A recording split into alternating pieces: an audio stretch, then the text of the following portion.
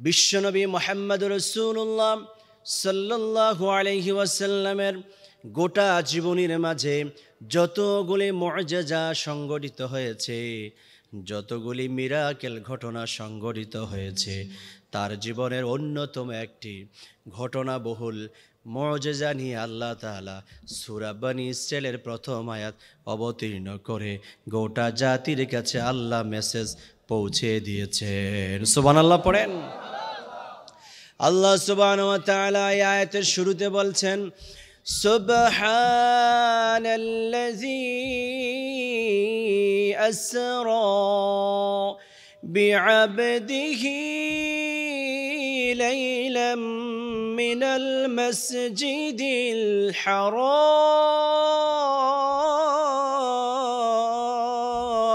আল্লাহু আকবার। আয়াত তেলাওয়াত করেছি, জবান খুলে বলেন কার কথা?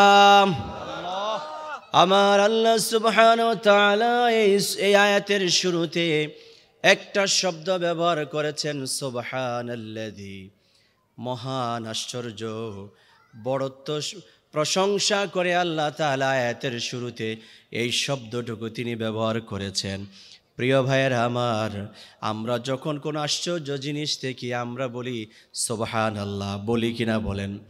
আপনি সুন্দর একটা জিনিস দেখেছেন, কি বলেন? সুবহানাল্লাহ।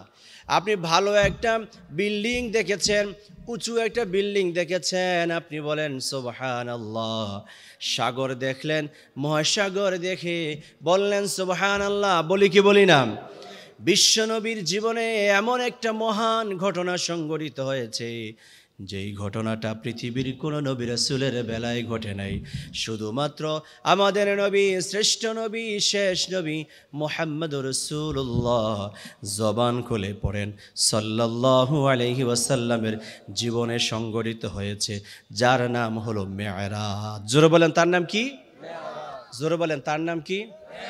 আমি হেডলাইন বললাম, রাসূলের জীবনে যতগুলি ঘটনা ঘটেছে তার ভিতরে উল্লেখযোগ্য ঘটনাবহুল মিরাকেল অলৌকিক ঘটনা নাম কি?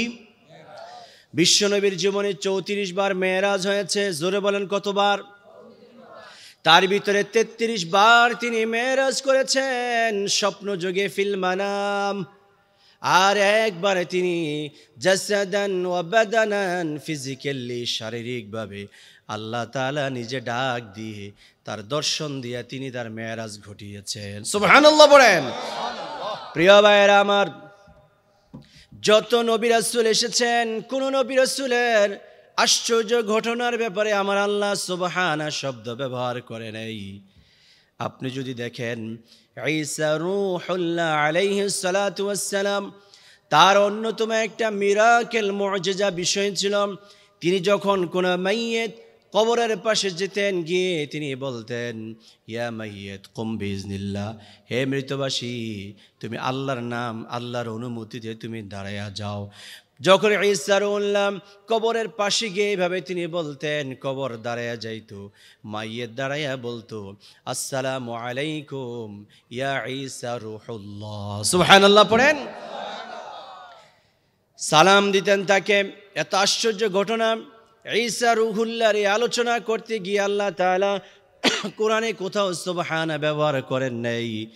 ইব্রাহিম খলিলুল্লাহ আলাইহিস সালাতু ওয়াস সালাম, তার জীবনে কত পরীক্ষা হয়েছে, তিনি কত ধরনের পরীক্ষার মুখোমুখি হয়েছেন। অগ্নিকুণ্ডে তিনি নিক্ষিপ্ত হয়েছেন, 40 দিন পর্যন্ত অগ্নিতে তিনি নিমজ্জিত ছিলেন। তার ঘটনা আল্লাহ কোরআনে বর্ণনা করেছেন। এই ঘটনা বর্ণনা করার সময় কোথাও আল্লাহ তাআলা সুবহানা শব্দ ব্যবহার, জোরে বলেন ব্যবহার, একটু ভলিউমটা বাড়ান তো, মাইক ব্যান্ড ভলিউমটা বাড়ান। তারপরে যদি আপনি দেখেন আদম আলাইহিস সালাতু ওয়াস সালাম, তাকে আল্লাহ তাআলা পৃথিবীতে প্রথম মানুষ বানাইয়া প্রেরণ করেছেন। তাকে আল্লাহ জান্নাতের ভিতরে প্রবেশ করাইয়া জান্নাতে বসবাসের অনুমতি দিলেন। তিনি এবং তার স্ত্রী সহকারে সেখানে থাকলেন। আল্লাহ বলে দিলেন, লা তাকরাবা হাযিহিশ শাজারাতা ফাতাকুনা মিনাজ যালিমিন।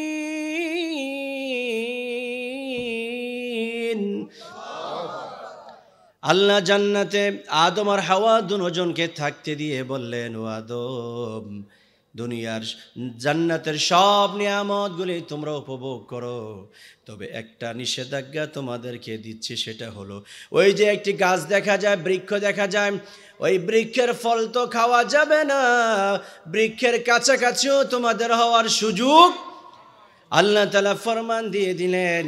এত মহান অলৌকিক ঘটনা, আল্লাহ এই ঘটনাটাও কেউ উল্লেখ করার সময় সুবহানা ব্যবহার করে নাই, কিন্তু আমার নবী, দয়াল নবী, বিশ্ব নবী, মানবতার কান্ডারি মুহাম্মদুর রাসূলুল্লাহ সাল্লাল্লাহু আলাইহি ওয়াসাল্লামের এই মুজিজার আলোচনাটা যখন আল্লাহ কোরআন নিয়ে যখন স্টার্ট করলেন, বয়ান যখন শুরু করলেন, বর্ণনা যখন শুরু করলেন, শুরুতে আল্লাহ নিজেই সুবহানা শব্দ বলে জানায়া দিলেন, গোটা নবী রাসূলের জন্য যত ঘটনা সংঘটিত হয়েছে, তোমাদের নবীর ঘটনা হলো বিরল এবং ব্যতিক্রম। এই জন্য আমি আল্লাহ এই আয়াতের শুরুতে সুবহানা শব্দ ব্যবহার করেছি। সুবহানাল্লাহ পড়েন, আল্লাহু আকবার বলেন, জোরে বলেন নারে তাকবীর, লিল্লাহি তাকবীর, নারে রিসালাত। প্রিয় ভাইয়েরা আমার আল্লাহ সুবহানাহু বিশ্ব নবীর এই মেরাজের আলোচনা তিনি সুবহানা দিয়ে শুরু করলেন। আল্লাহর নবী সাল্লাল্লাহু আলাইহি ওয়াসাল্লামের এই ঘটনাটা কোরআনে আল্লাহ তাআলা কয়েক জায়গায় তিনি উল্লেখ করেছেন, আয়াত নাজিল করে করে বিশ্ব নবী গোটা জাতিকে তিনি জানিয়ে দিয়েছেন। কেন জানাইলেন? কারণ আমার নবীর জীবনের 63 বছর বয়সে যখন তিনি দ্বীনের কথা বলতেন, ইসলামের কথা বলতেন, মানবতার কল্যাণের কথা বলতেন, তখন সব মানুষগুলি একত্রিত হয়ে আমার নবীকে নির্যাতন করত। আমার নবীকে লিতাসকিনিল কলব, অন্তরের প্রশান্তির জন্য, মনের রিফ্রেশিং জন্য, মনের প্রশান্তির জন্য আল্লাহ বললেন, নবী আমি আপনাকে মানসিক যন্ত্রণা দিব না, আমি আপনাকে ডাক দিয়ে আমার দিদার দেখাইয়া আপনার অন্তরটাকে আমি প্রশান্ত করে দিব। সুবহানাল্লাহ, জোরে বলেন না সুবহানাল্লাহ। বিশ্বনবীর বয়স যখন 51, একই বছরের তৎকালীন সময়ে বাহিরে যেই লোকটি বিশ্বনবীকে শেল্টার দিতেন, তিনি মুসলিম ছিলেন না, ইমানদার ছিলেন না, কালিমা পাঠ করেন নাই।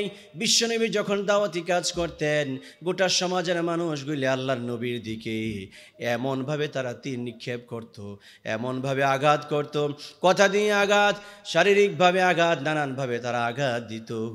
আল্লাহর হাবিব তিনি বাহিরে যখন মনক্ষুণ্ণ হতেন, চাচা আবু তালেব রসুলকে শেল্টার দিতেন, মন খারাপ নিয়ে ঘরে যেতেন, তার স্ত্রী খাদিজা তাকে শেল্টার দিতেন। একই বছর রসুলের আপন চাচা আবু তালেব তিনি পৃথিবী থেকে বিদায় নিয়ে গেলেন।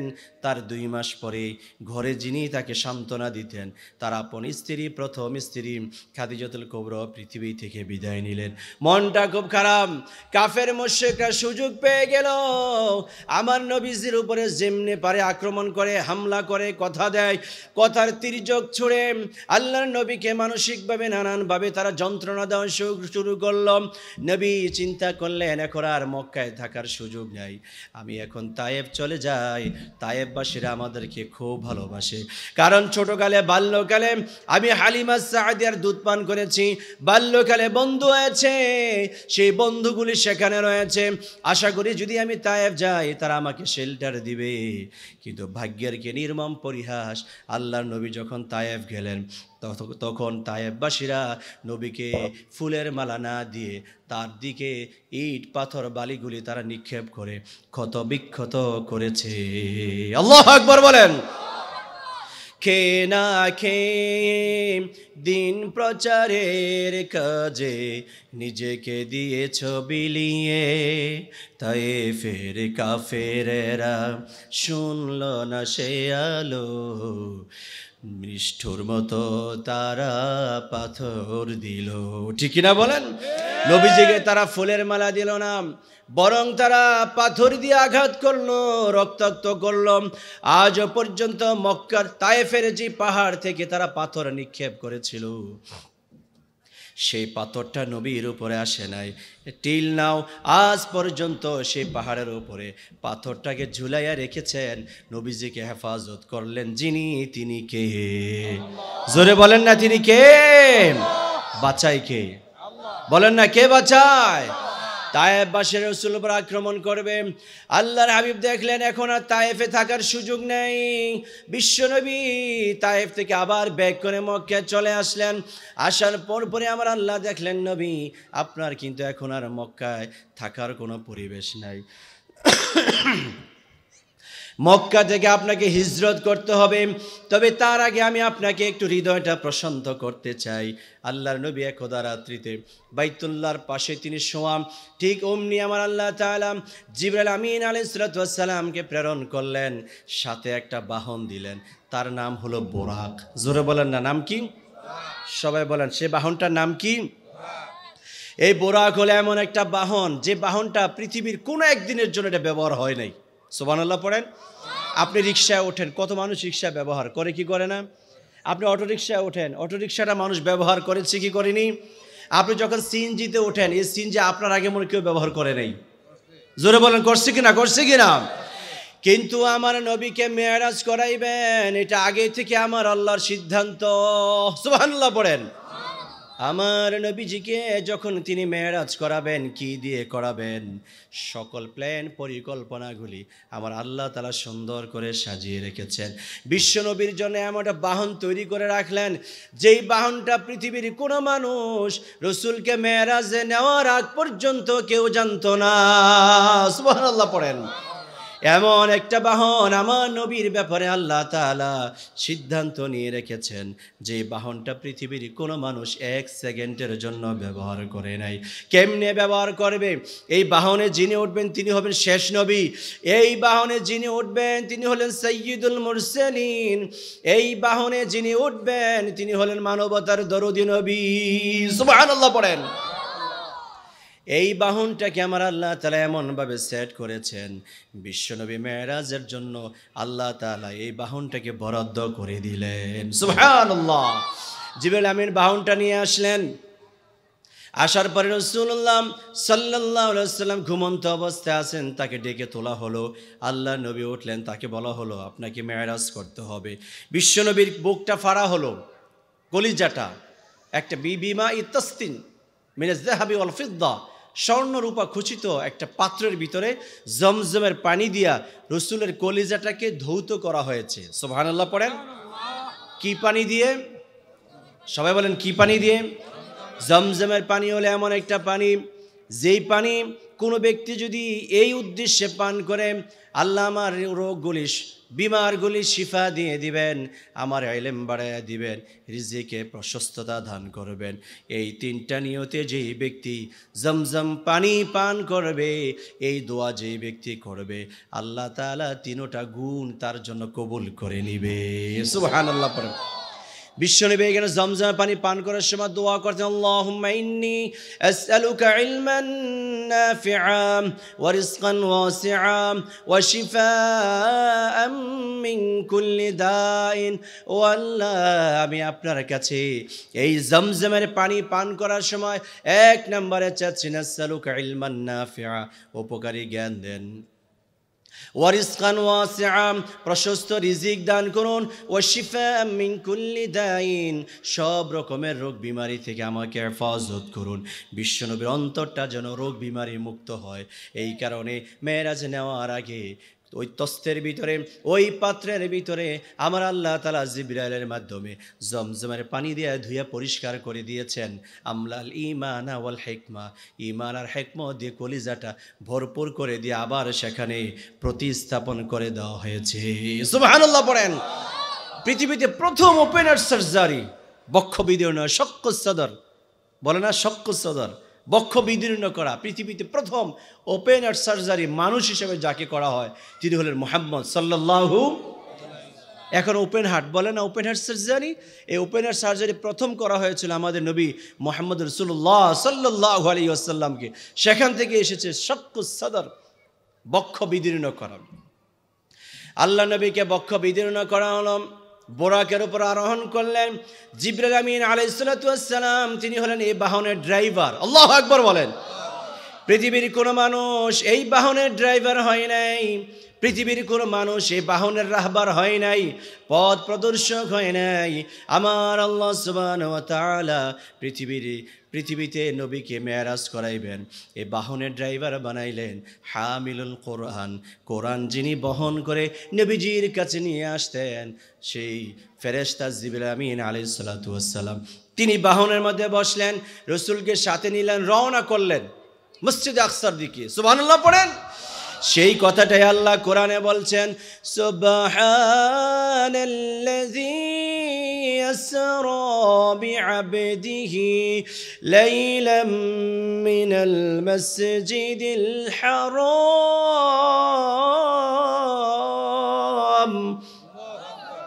আল্লাহ বলেন, সে মহান ঘটনা আপনার কাছে বর্ণনা করছি, সেই সত্তা যিনি তার বান্দাকে মসজিদে হারাম থেকে বাইতুল মুকাদ্দাস পর্যন্ত রাত্রিতে ভ্রমণ করিয়েছেন। সুবহানাল্লাহ পড়েন। তাহলে এই কথা কোরআন কালামুল্লাহ, আল্লাহর কথা। জোরে বলেন, কার কথা? এই কথাটা মানুষের কথা না আল্লাহর কথা? জোরে বলেন না, মানুষের কথা না আল্লাহর কথা? আল্লাহ নিজে বলছেন, আমি আমার হাবিবকে মসজিদে হারাম থেকে বাইতুল মুকাদ্দাস পর্যন্ত নিয়ে গিয়েছি। প্রিয় ভাইয়েরা আমার, কেমনে নিয়ে গিয়েছেন?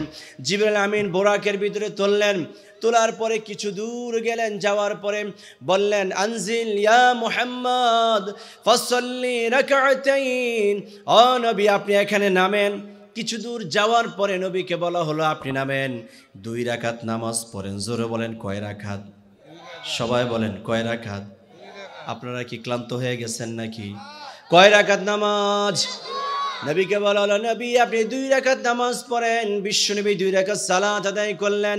জিবরিল প্রশ্ন করলেন, আইনা সাল্লাইতা ইয়া মুহাম্মদ, কোথায় আপনি নামাজ পড়লেন? বিশ্বনবী বললেন, আমি জানি না কোথায় নামাজ পড়েছি, তুমি অর্ডার করেছো, নামাজ পড়েছি। আল্লাহর হাবিবকে বলা হলো, ইয়া রাসূলুল্লাহ, ইয়া হাবিবাল্লাহ, যেই জায়গায় আপনি সালাত আদায় করেছেন এই জায়গাটার নাম হলো ইয়াসরিব। জোরে বলেন, কি নাম? ও নবী, জায়গাটার নাম হলো ইয়াসরিব। ইয়াসরিব শব্দের বাংলা অর্থ হলো প্রতিশোধ নেওয়া। কি নেওয়া? প্রতিশোধ আসেনি আমাদের দেশে? নেয়নি? জোরে বলেন না, নেয়নি। আমরা যদি কেউ কথা দিয়ে আঘাত দেয়, এরপরে এই কথার জবাবটা কখন দিবেন, কখন প্রতিশোধ দিবেন, এর জন্য আমরা অপেক্ষা করি কি করি না? জোরে বলেন, অপেক্ষা করি কি না? বাংলাদেশও দেখা গেছে এমন কিছুদিন বাংলার আকাশ দিয়ে অতিবাহিত হয়েছে, প্রতিশোধের নেশায় মত্ত ছিল, কি আলেম কি হাফেজ জেল ভরপুর ছিল, ঠিক না বলেন? এমন একটা সময় কেটেছে, আলেমদেরকে শিকল বন্দি করা হয়েছে, হাত করা লাগানো হয়েছে, পায়ে শিকল বন্দি করে জেলের ভিতরে ঢুকানো হয়েছে। নামাজ পড়ার জন্য হুজুর পানিটুকু দেওয়া হয়নি, ঠিক না বলেন? এটা হলো প্রতিশোধ। এই প্রতিশোধের শহরে এক সময় তার নাম ছিল ইয়াসরিব। আল্লাহর হাবিব বললেন, ইয়াসরিব মানে হলো প্রতিশোধ নেওয়া, বড় ভয়ঙ্কর জায়গা। জিবরাইল বললেন, ও নবী, এই ভয়ঙ্কর জায়গায়, প্রতিশোধের জায়গায় একবার আপনাকে হাজির হইতে হবে, আপনাকে হিজরত করা লাগবে। আল্লাহর নবী বললেন, ও জিবরাইল, যেই জায়গায় আমার হিজরত করতে হবে এটা কখনো প্রতিশোধের শহর হতে পারে না। আল্লাহু আকবার বলেন। যেই জায়গা আমি মুহাম্মদ হিজরত করব সেই জায়গাটা কখনো প্রতিশোধের শহর হতে পারে না, কারণ আমার আল্লাহ আমাকে পৃথিবীতে প্রেরণ করেছেন। ওয়ামা আরসালনাকা ইল্লা রাহমাতাল লিল আলামিন।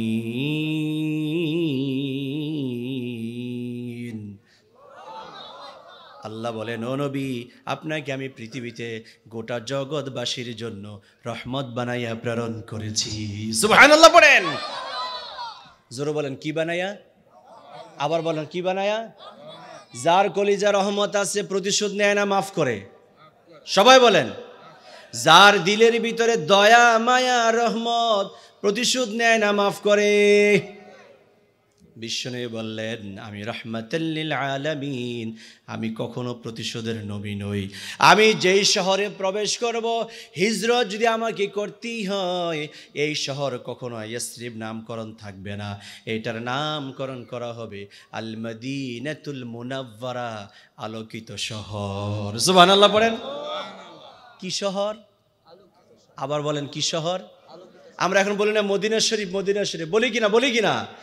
আল্লাহ নবীর ওই মেরাজের সময় প্রথম থেকে পরিচয় করে দেওয়া হয়েছিল। এরপরে সেখান থেকে কিছু দূর সামনে গেলেন, যাওয়ার পরে জিবরিল আমিন বললেন, ইয়া রাসূলুল্লাহ, আপনি এখানে নামেন, আনজিল ফাসাল্লি রাকাতাইন, নবী আপনি এখানে নামেন, নামাজ পড়েন 2 রাকাত। জোরে বলেন, কয় রাকাত? আল্লাহর নবী আপনি এখানে নামেন, 2 রাকাত নামাজ পড়েন। বিশ্বনবী নামলেন, 2 রাকাত নামাজ পড়লেন। জিবরাইল বললেন, ইয়া রাসূলুল্লাহ আইনা সাল্লাইতা, আপনি কি জানেন কোথায় নামাজ পড়েছেন? বিশ্বনবী বললেন, মা আরিফ, আমি জানি না কোথায় নামাজ পড়েছি, এ জায়গার পরিচিতিটা তুমি আমার কাছে ফুটিয়ে তোলো। জিবরিল আমিন বললেন, ইয়া রাসূলুল্লাহ, যে জায়গা আপনি নামাজ পড়েছেন এই জায়গাটা, এটা পাহাড়, এই পাহাড়টার নাম হলো তুর পাহাড়। সুবহানাল্লাহ পড়েন। কি পাহাড়? সবাই বলবেন, কি পাহাড়? নবী, এটা হলো তুর পাহাড়। এটা এমন একটা পাহাড় যে পাহাড়টি সাক্ষী হয়ে রয়েছে আপনার পূর্বে একজন নবী ছিলেন যার নাম হলো মুসা। মুসা আলাইহিস সালাতু ওয়াস সালাম যখন আল্লাহর সাথে কথা বলার প্রয়োজন হতো তখন তিনি এই পাহাড়ে আসতেন, এসে তিনি আল্লাহর সাথে কথা বলতেন। সুবহানাল্লাহ পড়েন। কার সাথে কথা বলতেন? মুসা আলাইহিস সালাম যখনই আল্লাহর সাথে কোনো রকমের কথা বলা প্রয়োজন হতো, রব্বুল আলামিন বলেন, ওয়া কাল্লামাল্লাহু মুসা তাকলীমা। আল্লাহ বলেন, মুসা যখন কথা বলার প্রয়োজন হতো তখন মুসা তুর পাহাড়ে এসে দাঁড়ায় আমার সাথে কথা বলতো। আল্লাহু আকবার বলেন। আমার নবীজিকে যাওয়ার সময় সে তুর পাহাড়টাকে তাকে দেখানো হলো। এইবার আবার বোরাকে উঠলেন। বোরাকে ওঠার পরে কিছু দূর সামনে গেলেন, যাওয়ার পরে বিশ্বনবীকে জিবরিল আমিন বললেন, ইয়া রাসূলুল্লাহ আনজিল হিনা ফাসাল্লি রাকাতাইন, নবী আপনি এখানে নামেন আর 2 রাকাত নামাজ আপনি আদায় করেন। বিশ্বনবী নামলেন, 2 রাকাত নামাজ আদায় করলেন। আল্লাহর নবীকে জিবরিল এবার প্রশ্ন করলেন, ইয়া রাসূলুল্লাহ আইনা সাল্লাইতা, নবী আপনি কোথায় নামাজ পড়েছেন, আপনি কি তা জানেন? আল্লাহর হাবিব বললেন, মা আরিফ, আমি জানি না কোথায় আমি নামাজ আদায় করেছি। বিশ্বনবীকে জিবরিল আমিন বললেন, ও নবী, এটা হলো এমন একটা জায়গা, তার নাম হলো বাইতুল লাহাম। এই জায়গা ঈসা রুহুল্লাহর জন্মস্থান। আল্লাহু আকবার। ঈসা রুহুল্লাহর জন্মস্থান। নবী পৃথিবীতে মানব আগমন করেছে 3টা সূরতে। 1 নাম্বার সূরত হলো কোন বাবা মা ছাড়াই পৃথিবীতে মানুষ আগমন করেছে। 2 নাম্বার সূরত হলো পিতামাতার মাধ্যমে মানুষ আগমন করেছে। 3 নাম্বার সূরত হলো বাবা নাই, শুধু মায়ের মাধ্যমে পৃথিবীতে মানুষ আল্লাহ তাআলা সৃষ্টি করেছেন। সুবহানাল্লাহ। বাবা মা ছাড়া মানুষ এসেছে, নাম হলো আদম আর হাওয়া। কি বলেন, ঠিক কিনা? এখন আব্বা আম্মা ছিল? সবাই বলে কোনো বাবা মা ছিল? কে বলতে পারবেন যে আদম আলাইহিস সালামের আব্বার নাম কি? এখানে কেউ জানা আছে? কারো জানা আছে? হাওয়া আলাইহিস সালামের বাবার নাম কি জানা আছে? মায়ের নাম কি জানা আছে? তাহলে পৃথিবীতে বাবা মা ছাড়া মানুষ তৈরি করার ক্ষমতা রাখেন কে? আওয়াজ দিয়ে বলেন না, কে রাখে ক্ষমতা? তারপরে হলো মা আছে, বাবা নাই। সন্তান পৃথিবীতে প্রেরণ করেছেন, নাম হলো ঈসা রূহুল্লাহ আলাইহিস সালাতু ওয়াস সালাম। তার বাবা নাই, মায়ের পরিচয় আছে, বাবার পরিচয় নাই। এই বাবা ছাড়াও পৃথিবীতে মায়ের মাধ্যমে সন্তান প্রেরণ করতে পারেন, এই ক্ষমতাটা যিনি রাখেন, গলা খুলে দিয়ে বলেন তিনি কে? তিনি কে? আসতে বলেন, তিনি কে? মাশাআল্লাহ। আল্লাহ তাআলা পারেন কিনা? আবার বাবা এবং মা যেটা রেগুলার সিস্টেম, আমরা পিতা মাতার মাধ্যমে এসেছি পৃথিবীতে। কি বলেন, ঠিক কিনা? আমাদের বাবা মার পরিচয় আছে কিনা? জোরে বলেন, বলেন বলেন বলেন, আছে কিনা আমাদের বাবা মা পরিচয়? এটা তো রেগুলার সিস্টেম, বাবা মা থাকলেই সন্তান হবে। কিন্তু যার বাবা মা নাই, বাবা মা ছাড়া মানুষ আল্লাহ তৈরি করতে পারে কি পারে না?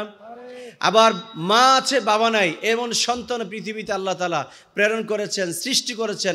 তারও উদাহরণ আছে কি নেই?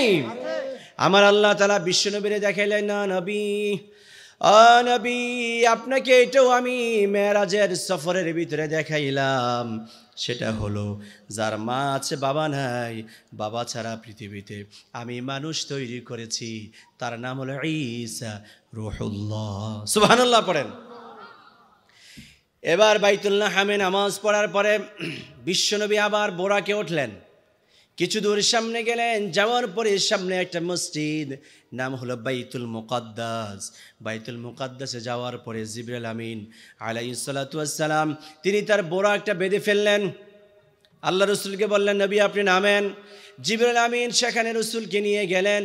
পৃথিবীতে যত নবী রাসূল আগমন করেছেন, যত আসমানে নবী রাসূলগণ ডিউটি পালন করছিলেন, সব নবী এবং রাসূল তারা বাইতুল মুকাদ্দাসের ভিতরে এসে হাজির। আল্লাহর হাবিব সাল্লাল্লাহু আলাইহি সাল্লাম সব নবী রাসূলদেরকে দেখলেন। জিবরাইল আযান দিলেন, ইকামত দিলেন। বিশ্বনবীকে বললেন, ইয়া মুহাম্মদ কদ্দিম লিল ইমামাত, আপনি সামনে যান আর সব লোকদের আপনি নামাজের ইমামতি করেন। সুবহানাল্লাহ পড়েন। বিশ্বনবী যখন নামাজের ইমামতি করেন, আল্লাহর নবীর পিছনে আমাদের মতো কোনো মানুষ ছিল? তো কি আমাদের মতো কোনো মানুষ ছিল? নবী যখন নামাজের ইমামতি করেন তখন তার পিছনে সব নবী রাসূল আর ফেরেশতারা। আল্লাহু আকবার বলেন। এই কারণে আমার নবীকে বলা হয় সাইয়্যিদুল আম্বিয়া। সুবহানাল্লাহ পড়েন। আমার নবীকে বলা হয় সাইয়্যিদুল মুরসালিন, সাইয়্যিদুল আম্বিয়া, ইমামুল আম্বিয়া। আমার নবী হলো সব ইমাম, সব নবীদের ইমাম, সব রাসূলদের লিডার। কারণ সব নবী রাসূলরা পিছনে, আমার নবী সামনে গিয়ে নামাজের ইমামতি করে সব নবীদের তিনি ইমামের পরিচয় দিয়েছেন। সুবহানাল্লাহ পড়েন। আমরা যে কোন নবীর উম্মত, আমাদের আইডেন্টিটি আমরা এখন ভালো করে জানি না। আমরা নিজেরা জানি না আমরা কেমন নবীর উম্মত হতে পেরেছি। আলহামদুলিল্লাহ পড়েন, বলেন আলহামদুলিল্লাহ। আমরা ঈসা রুহুল্লাহর উম্মত নই, আমরা ইব্রাহিম খলিলুল্লাহর উম্মত নই, আমরা ইব্রাহিম আলাইহিস সালাম, আদম সফিহুল্লাহ, নূহ আলাইহিস সালামের উম্মত নই। আমরা এমন এক নবীর উম্মত হয়েছি যিনি সব নবীদের লিডার হয়েছেন। সুবহানাল্লাহ পড়েন। যিনি সব নবীদের কি লিডার। ইমাম মানে কি? লিডার, নেতা। বলি না আমরা ইমাম সাহেব নামাজ পড়ায় না, মানে কি তিনি ওই নামাজের ওই মুসল্লিদের তিনি হলেন ইমাম, মানে লিডার, তিনি হলেন নেতা। এরকম গোটা পৃথিবীতে আমার আল্লাহ তাআলা 1 লক্ষ মতান্তরে 1.25 লক্ষ যত ইমাম, যত নবী এবং রাসূল আল্লাহ তাআলা পৃথিবীতে প্রেরণ করেছেন, সব নবী এবং রাসূলের লিডার, নেতা আর ইমাম হলেন মুহাম্মদ সাল্লাল্লাহু। প্রিয় ভাইরা আমার নবীজি সেখানে নামাজের ইমামতি করলেন। এবার জিবরাইল আমিন আলাইহিস সালাতু ওয়াস সালাম বিশ্বনবীকে নিয়ে চলে গেলেন সেই জায়গায়। তিনি গেলেন যে জায়গাটা হলো প্রথম আসমান, দ্বিতীয় আসমান, তৃতীয়, চতুর্থ, পঞ্চম, ষষ্ঠ, সপ্তম, 7টা আকাশ ভেদ করলেন। বাইতুল মামুর গেলেন, যেখানে সপ্তম আকাশের দায়িত্ব পালন করছেন ইব্রাহিম খলিলুল্লাহ আলাইহিস সালাতু ওয়াস সালাম। ইব্রাহিম আলাইহিস সালাতু ওয়াস সালাম বিশ্বনবীকে নিয়ে সেই জায়গায় তিনি এমন কিছু নান্দনিক দৃশ্য দেখাইলেন যে দৃশ্য পৃথিবীর মানুষেরা মৃত্যুর পরে কবরে গিয়ে দেখতে পাবে। আল্লাহ নবীকে জান্নাত দেখানো হয়েছে, জাহান্নাম দেখানো হয়েছে। তিনি জাহান্নাম দেখলেন, আহারে কত পাপিষ্ঠদেরকে শাস্তি দেওয়া হচ্ছে, কিভাবে আঙ্গুলগুলি মানুষেরা আঙ্গুলের মাথার ভিতরে লোহার তামা দিয়ে আঙ্গুলের মাথাগুলি বানানো। এই তামার আঙ্গুলের মাথা দিয়ে রাসূল যখন জাহান্নামে গেলেন, গিয়ে দেখলেন তারা তাদের চেহারা আর বুকের উপরে তারা আছড় মারতেছে। কিভাবে তারা নিজেদেরকে কষ্ট দিচ্ছে। প্রিয় ভাইয়েরা আমার, কেউ কি স্বেচ্ছায় একটা সুয়ের খোঁচা আপনার দেহে দেন নাকি? বলেন না, দেন নাকি? আগুনের কাছে ইচ্ছা করে কি আপনার হাতটা লাগান নাকি? ইচ্ছা করে কি রিক্সার চাক্কার নিচে আপনার পাওটা দেন নাকি? ইচ্ছা করে কি আপনি ট্রাকের সাথে বাড়ি খান নাকি? ও ভাইয়েরা আমার আল্লাহর নবী জাহান্নামে গিয়ে একটা শ্রেণীর আযাব তিনি দেখলেন। মানুষেরা স্বেচ্ছায় আঙ্গুলের মাথার ভিতরে তামা দিয়ে তৈরি করা আঙ্গুলগুলি দিয়ে চেহারা আর বুকটাকে এমনি খামসাচ্ছে, আছড়াচ্ছে, আছর মারতেছে। বিশ্বনবী দেখে বললেন, জিব্রাইল, জিব্রাইল আর কারাম, এইভাবে তারা নিজেদের উপরে নিজেদেরকে আক্রমণ করছে। জিব্রাইল বললেন, ইয়া রাসূলুল্লাহ, এরা অন্য কোনো মানুষ নয়, এরা হলো সেই মানুষগুলি যারা দুনিয়াতে মানুষের পিছে মানুষ লেগে থাকে, মানে পরনিন্দা করে। নাউজুবিল্লাহ বলেন। আপনাদের এই এলাকায় কি পরনিন্দা, গীবত, চুগলখড়ি আছে নাকি? কি বলেন, আছে? আছে না? তাহলে পরনিন্দা খারাপ জিনিস না ভালো জিনিস? হ্যাঁ, স্বেচ্ছায় যদি আপনি আপনার দেহের উপরে আঙ্গুল দিয়ে যদি না খামসান, তাহলে জাহান্নামে যে আপনার শাস্তিটা আপনি কেমনে নিজের উপরে দিবেন একবার ভাবেন। দিতে পারবেন তো? কি বলেন? আপনারা কেউ একটা কথা দিয়ে আঘাত দিলেও তো আপনি টলারেট করেন না, সহ্য করেন না। করি আমরা সহ্য? শুধু সুযোগ খুঁজি কেমনে তারা আমরা ধরব। আর আপনি আপনার নিজের হাত দিয়ে নিজের দেহের উপরে খামসাবেন, কামড়াবেন, আক্রমণ করবেন, শরীরটাকে আঘাত করবেন, ক্ষতবিক্ষত করবেন, এটা স্বেচ্ছা করবেন? আল্লাহ আপনাকে বাধ্য করবেন, আপনার শাস্তি আপনার হাত দিয়ে দিতে হবে। প্রিয় ভাইয়েরা আমার, যদি আমাদেরকে জাহান্নামের সে শাস্তি থেকে বেঁচে থাকতে হয়, তাহলে দুনিয়াতে আমাদেরকে পরনিন্দা থেকে বেঁচে থাকতে হবে। ঠিক কিনা বলেন? এই কারণে আমরা কোনো মানুষের ভালো জিনিস দেখলে কখনো খারাপ আক্রমণ করব না, খারাপ মন্তব্য করব না, পরনিন্দা করব না, বরং আমরা বলবো মাশাআল্লাহ। বলবেন নি? কি বলবেন? মাশাআল্লাহ বলবেন নি? কি বলবেন বলেন তো? হুজুর আপনার খাই আর কাম নাই, আমার দুশ্মনটা বুঝে মাশাআল্লাহ করার ওয়াজ শিখিয়ে দিয়েছেন আপনি এখানে। হ্যাঁ, আমার সব কিছু ধ্বংস করে দিচ্ছে, আমার জমি দখল করে নিতেছে, বাড়িঘর দখল করে নিয়ে যাচ্ছে, আমার সবসময় অকল্যাণ কামনা করে।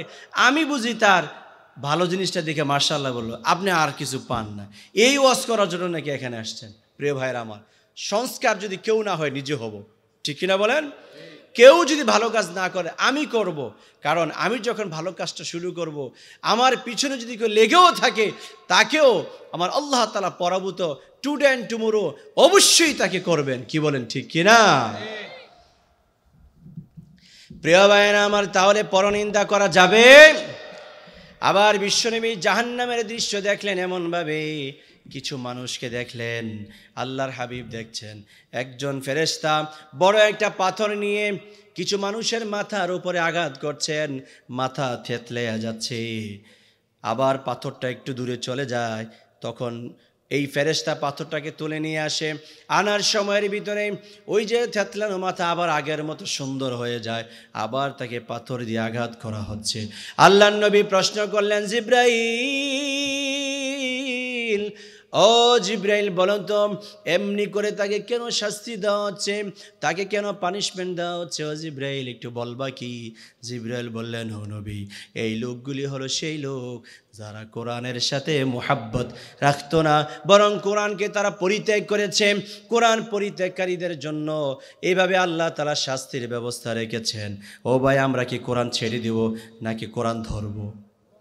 কোরআন পড়ব না ছেড়ে দিব? কোরআনের মাহফিল বন্ধ করব না সহযোগিতা করব? বাংলার আকাশে এমন সময় গিয়েছে, একটা তাফসির মাহফিল করতে হলে কত মানুষের পিছনে দৌড়াদৌড়ি করা লাগছে।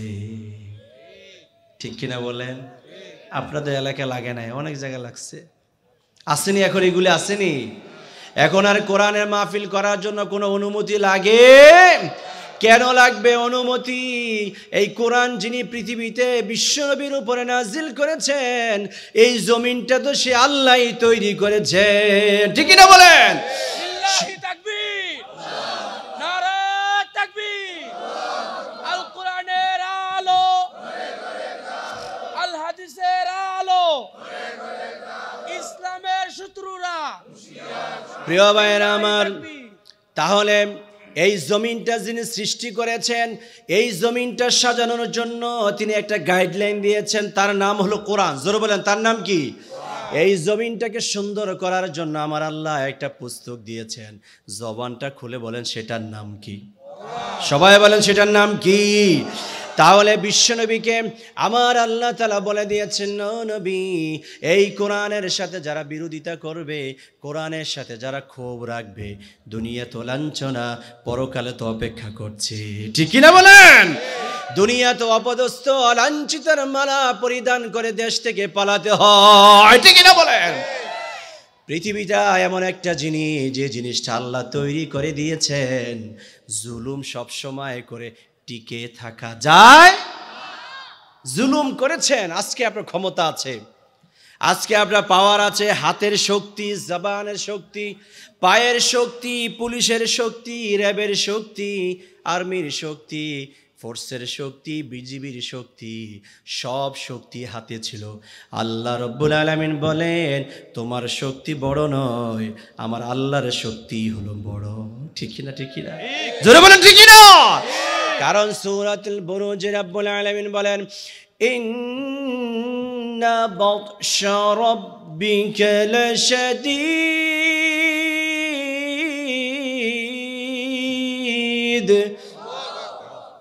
নিশ্চয়ই রবের ধরা বড় শক্ত ধরা। আল্লাহ যখন মানুষকে ধরেন বাঁচার সুযোগ, আল্লাহ যাকে ধরেছেন পৃথিবীতে, কেউ কি ছুটতে পেরেছে? কেউ কি ছাড় পেয়েছে? কেউ কি মুক্তি পেয়েছে? আবু জেহেলের চেয়ে শক্তিধর কোনো মানুষ কি এখন আছে পৃথিবীতে? ফেরাউনের চেয়ে বড় শক্তিধর কেউ আছে? নমরুদের চেয়ে বড় শক্তিধর কেউ আছে? যেই ফেরাউন বলেছিল আনা রব্বুকুমুল আ'লা, আমি তোমাদের বড় রব, ছোট রব না। আর আমার আল্লাহ বলেন রব্বুস সামাওয়াতি ওয়াল আরদি ওয়া মা বাইনাহুমা ফা'বুদহু। সুবহানাল্লাহ পড়েন। ফেরাউন বলে আমি তোমাদের বড় রব, আর আল্লাহ বলে আমি বড় রব ছোট রব এমন কোনো কথা তোমাদেরকে বলি না, বরং আমি রব হইলাম আকাশের রব, জমিনের রব। আকাশ আর জমিনের মাঝে যা কিছু রয়েছে সব কিছু রব আমি আল্লাহ। সুতরাং আমি ছাড়া আর কারো ইবাদত চলবে? বলেন আল্লাহকে ছাড়া ইবাদত করা চলবে? আমি যদি আপনারা ডাক দিয়ে ভাই আসেন, আমি তো ভালো বড় আলেম, বড় হাফেজ, বড় মুফতি, আপনারা আমাকে মানেন, আমার ইবাদত করেন, পায়ে এসে চুমু খান, খাবেন নাকি? আমার ইবাদত করবেন নাকি? কারণ আমি শক্তিশালী নই, রবের চেয়ে বড় শক্তিশালী নই। যিনি বড় শক্তিশালী ইবাদত তিনি পাবেন। সুবহানাল্লাহ পড়েন। শক্তিশালী যিনি ইবাদত পাবেন, জোরে বলেন শক্তিশালী যিনি ইবাদত পাবেনও